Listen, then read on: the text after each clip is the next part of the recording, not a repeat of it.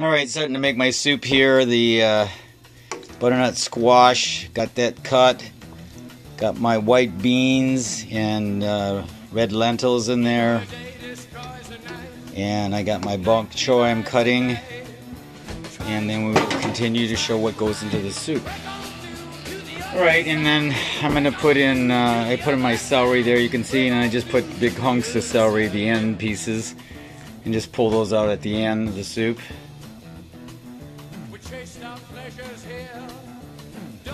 Alright, so then I put my carrots in, and I again put some big hunks of carrots, which I take out after.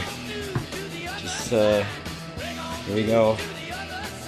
Alright, and there's our asparagus. Put the asparagus crowns in there.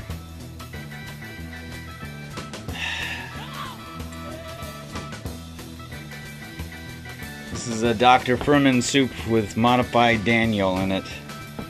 And we're still going. Then of course the main healing gog, I call it. The garlic, the onions, and the ginger. Absolutely necessary to make this a healing soup. Then gobs of onions we put in there.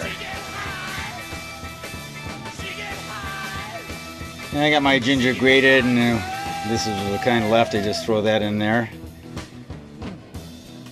Very important, GOG. And, oops, 3 big chunks of garlic here are going to be grated. Alright, so I got my pile of garlic, I got my pile of ginger, and my pile of onions. Anything left to put in is some tomato sauce. Alright, so I use 1 can of tomato paste on this soup. It's a 12-ounce can, and on my black bean soup I use 2 cans. This is kind of a lighter tomato type thing. Alright, so there's my tomato paste. I always like to use a butter knife to get it out of the can and stir it in there.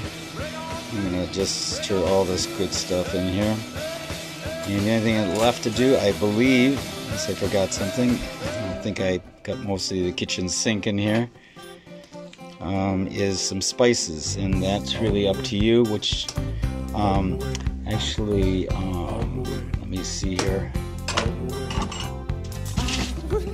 I'm going to put a little of this garlic herb stuff in there, but better yet, curry powder. That's what I put in this soup. I put curry powder. That's a good one. And another great is this organic Peruvian. It's quite expensive.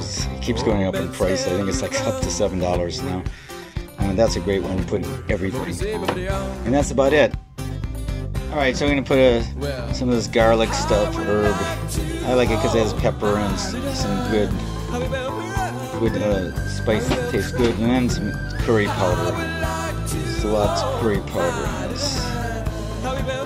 And then you just get it to a boil and let it simmer for the next 4 or 5 hours. And you got this amazing soup. Good luck. Alright, so it's been cooking for, I think, 3 hours? I don't know. That's what she's looking like. You can see all the good stuff there, beans. And what I'm going to do is, maybe an hour before it's done, I'm going to put some collards. I'm going to slice up some collards in here. And that's it. There's the soup. Still got a ways to go, but it's getting there. Yum, yum, yum. So my soup is looking really good. It's been cooking all afternoon. As you can see, everything is merging together beautifully. And we're going to add some collards. You usually kind of add them in the last hour. You don't want them to like overcook. So I took the stems out and I'm going to slice them. Alright, so my collards are nicely sliced very thin. We are going to stick these guys in the soup. Look at that. It looks beautiful. Okay. There's my greens. And you don't want to like overcook these. It's I'll cook it here for about a half an hour, maybe 45 minutes.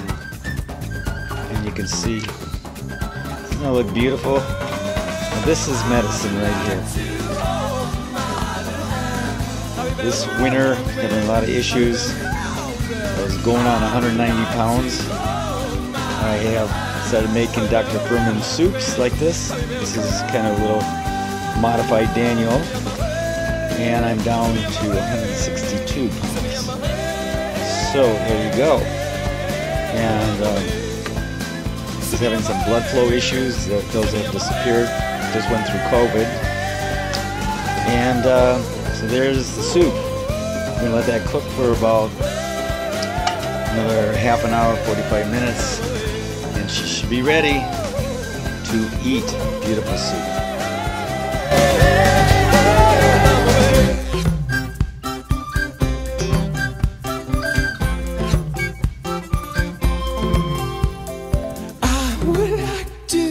Reach out my hand, me say, me tell you to run. On my way, on my way. Somebody say, somebody else.